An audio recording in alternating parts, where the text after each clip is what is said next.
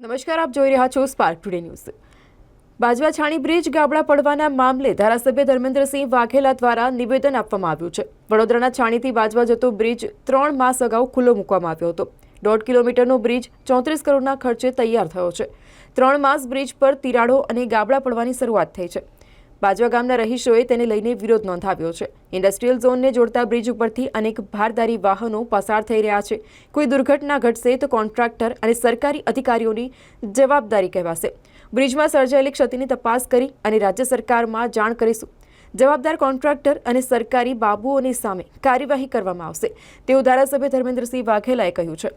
ત્યારે આજે જ મુખ્યમંત્રી ભૂપેન્દ્ર પટેલને પત્ર લખી બ્રિજની ક્ષતિઓની જાણકારી આપશે અને સાથે જ બ્રિજમાં ખૂબ જ ભારે જર્ક આવી રહી છે। તિરાડોને ગાબડા પડ્યા છે।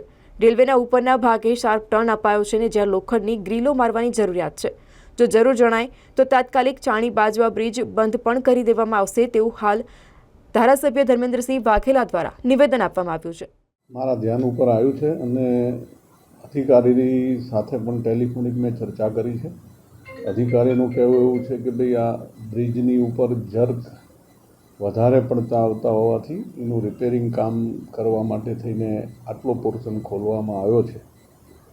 પરંતુ ક્યાંક ને ક્યાંક બીજા પણ પિલરો ઉપર અને આજુબાજુ તિરાડો દેખાતી હોય એટલે હું આજે મુખ્યમંત્રીશ્રીને લેટર લખીને રજૂઆત કરવાનો છું અને સાવચેતીના ભાગરૂપે આની ઉપર કડકમાં કડક કાર્યવાહી કરી અને કોઈપણ જાતની હોનારત ના ઘટે એના કાયદેસરની કાર્યવાહી જલ્દી થાય એવી હું મુખ્યમંત્રીશ્રીને રજૂઆત કરવાનો છું। કોન્ટ્રાક્ટરોનું પણ અમુક બિલ બાકી હશે તેને એ અધિકારીશ્રીને ટેલિફોનિક સૂચના આપવામાં આવી છે કે ભાઈ આ કામની અંદર જ્યાં જ્યાં ક્ષતિ દેખાય છે એનું ચેકિંગ કરી અને જ્યાં સુધી કમ્પ્લીટલી